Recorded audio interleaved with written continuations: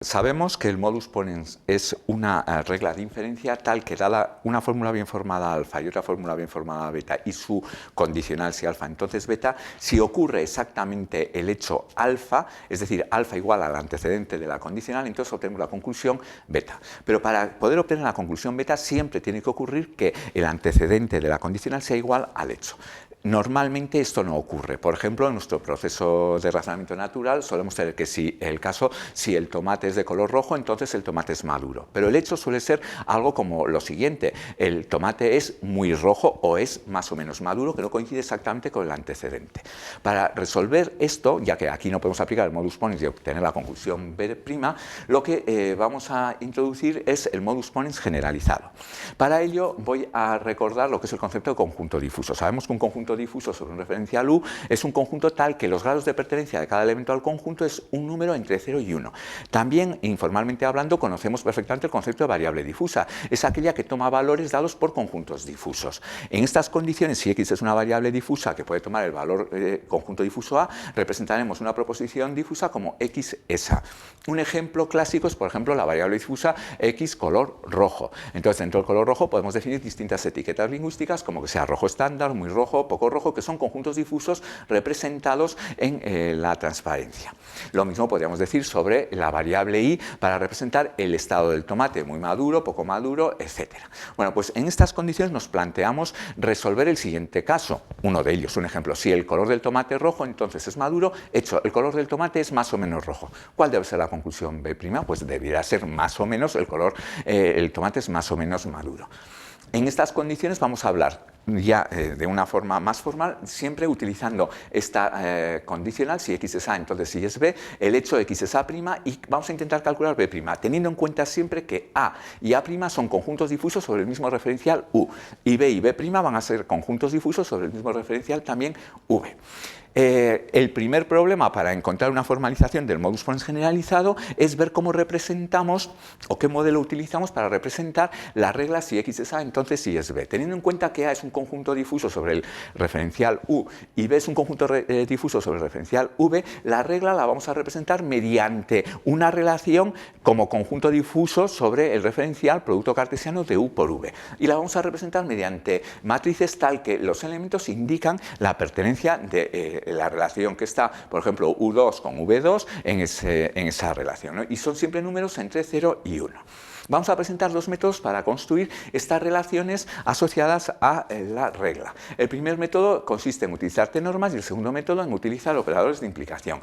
En el caso de t-normas, pues bueno, dada esta regla, tomamos una t-norma cualquiera y construimos los elementos de la relación, es decir, de la matriz, utilizando la t-norma de la pertenencia del primer elemento al conjunto A, la pertenencia del segundo elemento al segundo conjunto B.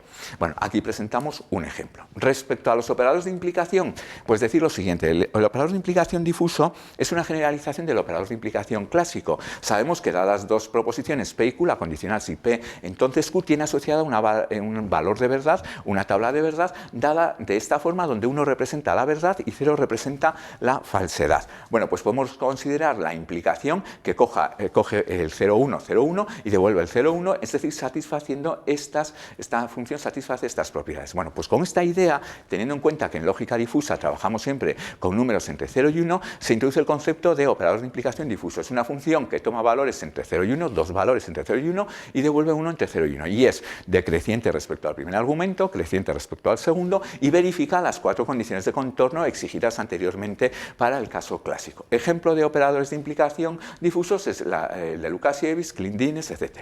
Teniendo en cuenta este concepto, a continuación presentamos cómo construir la relación asociada a la regla si X es A, entonces si es B. Pues basta coger un operador de implicación y aplicarlo como se indica en la transparencia. Aquí se presenta un ejemplo de cómo hacerlo. Bueno, pues para dar ya el primer método de inferencia necesitamos introducir la operación composición de dos relaciones. Si las relaciones las representamos mediante matrices, la composición va a ser posible siempre que el número de columnas de la primera sea igual al número de filas de la segunda. Lo mismo que pasa con el producto de matrices. Por ejemplo, si A es un vector de dimensión 1 por 3 y R es una matriz de dimensión 3 por 2, la composición de A con R la indicaremos con este círculo y y es un nuevo vector de dimensión 1 por 2. Y lo vamos a obtener calculando para cada elemento la composición de esta forma, donde S es una T con norma y T es una T norma.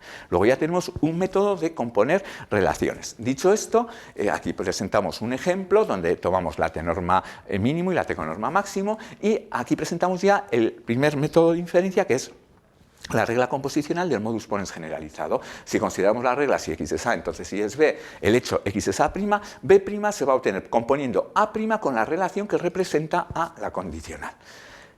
Bueno, pues si en la composición anterior nosotros utilizamos la T norma mínimo y la T con norma máximo, tenemos la regla composicional de Zare.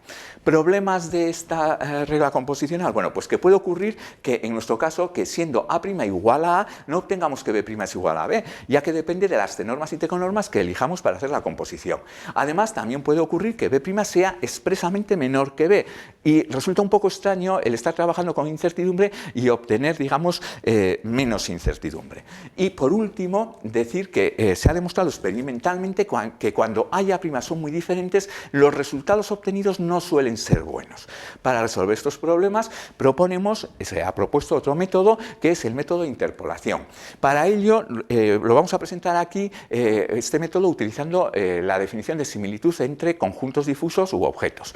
La similitud es una función que va a tomar dos conjuntos difusos y va a devolver un número entre 0 y 1 que se le exige en un conjunto de propiedades que son las indicadas en esta transparencia, pero entre las que destaca que si A es igual a B, la similitud es 1, o mejor dicho, es 1 si solo si A es igual a B, y además es 0 si solo si A y B son conjuntos clásicos complementarios. Bajo estas condiciones, para obtener la conclusión de la regla si x es A, entonces si es B, y el hecho x es A', seguimos el siguiente algoritmo. Calculamos la similitud entre A' y A, esto nos da un número. Con este número construimos un conjunto difuso sobre el referencial en el que está definido el conjunto B, es decir, en nuestro caso sobre V, tal que este conjunto difuso es constante. El grado de pertenencia de cada elemento al conjunto viene dado siempre por la similitud entre A y A'. Y por último construimos B' tomando una T norma y diciendo que B' es igual a la T norma de B con phi, con el conjunto construido anteriormente.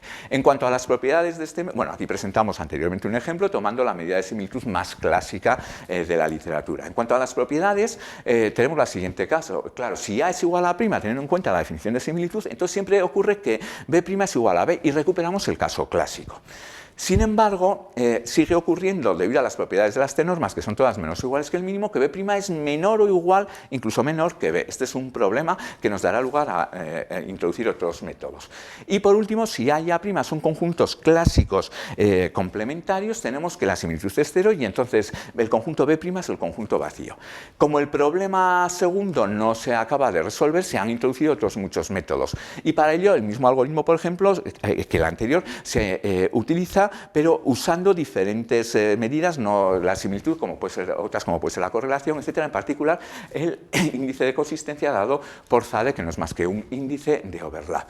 Sea como fuere, siempre vamos a intentar dar métodos de obtener inferencias con el modus ponens generalizado cumpliendo un conjunto de axiomas.